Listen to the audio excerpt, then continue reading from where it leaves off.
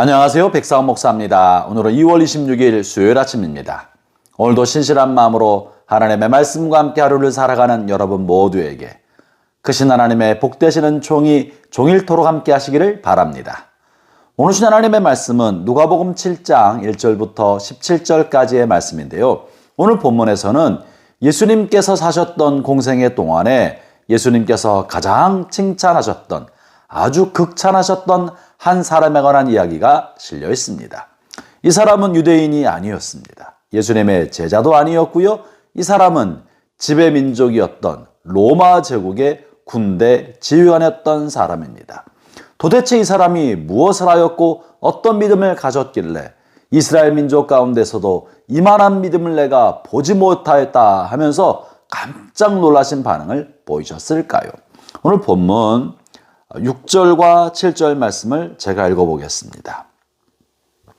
예수께서 함께 가실새 이에 그의 집이 멀지 아니하여 백부장이 벗들을 보내어 이르되 주여 수고하지 마옵소서. 내 집에 들어오심을 나는 감당하지 못하겠나이다.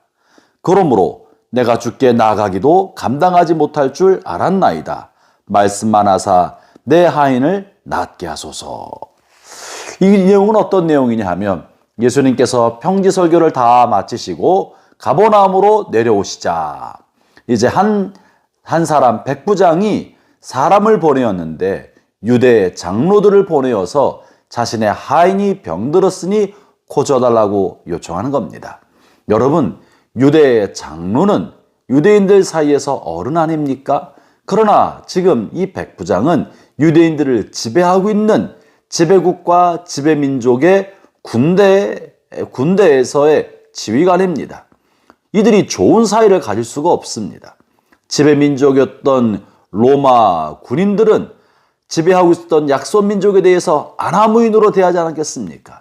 그런데 놀랍게도 유대 장로들은 이 백부장을 매우 가깝게 여겼고 존중히 여겼고 기꺼이 이의 요청을 돕고자 하였던 것입니다. 지금 유대 장로들이 하는 말을 들어보지요. 4절에 이렇게 말합니다. 이에 그들이 예수께 나와 간절히 구하여 이르되 이 일을 하는 것이 이 사람에게는 합당하니이다.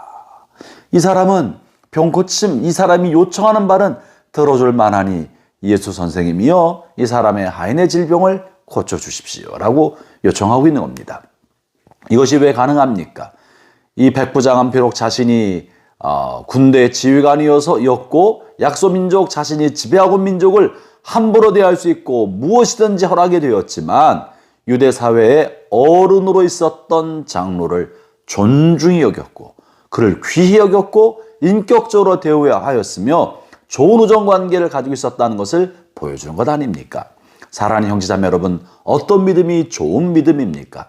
여러분의 신분과 지위랑 상관없이 여러 다른 사람을 대할 때 존중히 여기고 귀히 여기고 그가 가지고 있는 그의 위치를 인정해 주는 것이야말로 좋은 믿음이 삶으로 드러난 표본 중에 하나인 것입니다.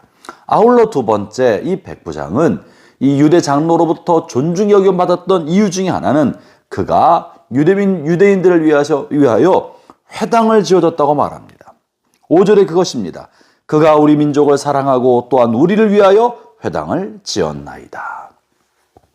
유대민족을 약소민족이라고 피지배국가라고 함부로 하지 않고 유대인들을 사랑했고 자기 사제를 털어서 회당을 짓는데 보태줬다는 것이죠.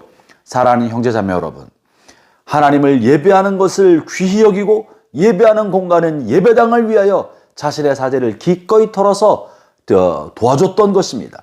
이것은 백부장 마음속에 유대인의 하나님 야훼 하나님을 믿는 믿음이 있었고 야훼 하나님을 향한 신앙을 갖고 하나님을 경외하는 삶을 살았다는 것을 보여줍니다. 하나님을 경외하였기 때문에 마땅히 하나님을 섬기는 예배당, 회당을 짓는 일에 자신의 재산을 드리는 것을 아깝게 여기지 않았던 거예요. 그것이 비록 유대인의 회당이었다 할지라도 자신이 그곳에 들어갈 수 없는 처지라 할지라도 유대인들을 위한 회당에도 기꺼이 자신의 사제를 드렸다는 것이죠. 이것은 바로 그 마음속에 하나님을 경외하는 마음이 있었다는 사실을 보여주는 것입니다. 아울러 이 백부장은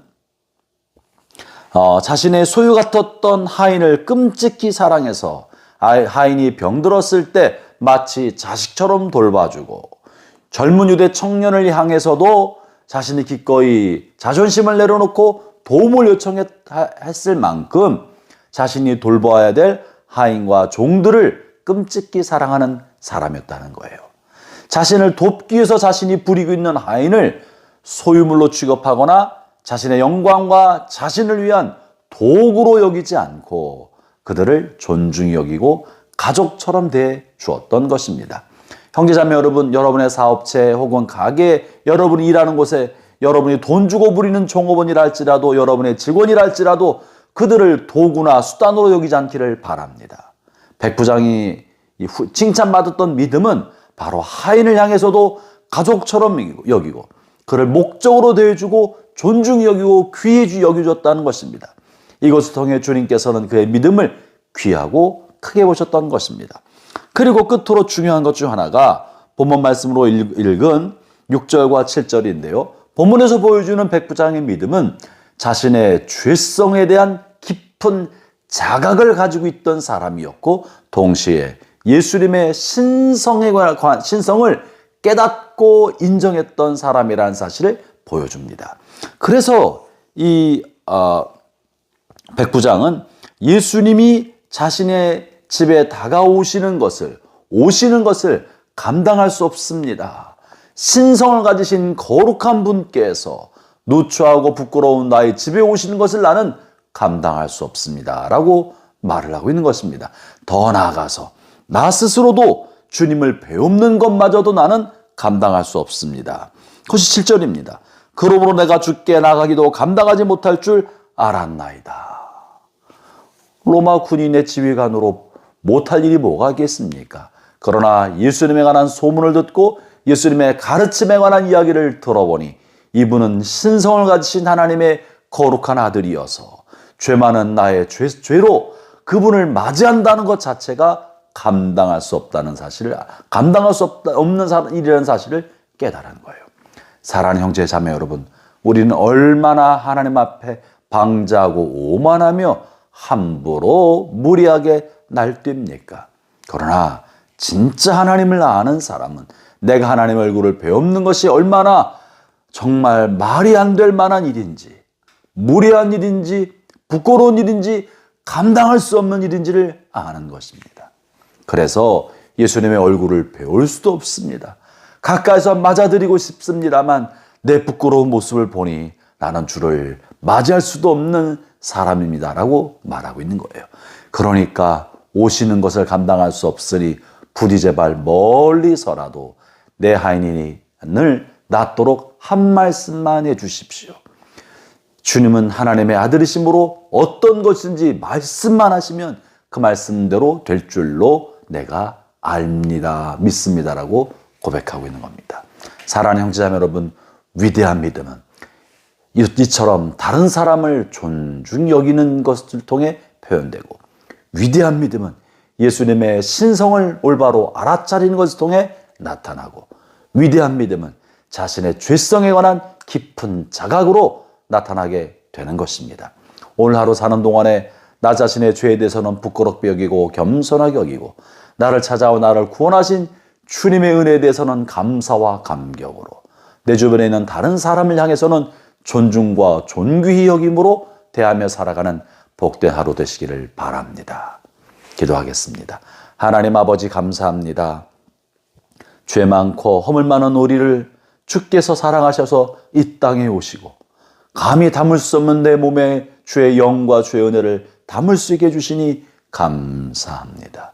내가 받은 은혜와 사랑이 참으로 크고도 많은데 내가 누구를 향해 함부로 대하며 누구를 향해 감히 거칠게 대할 수 있겠습니까?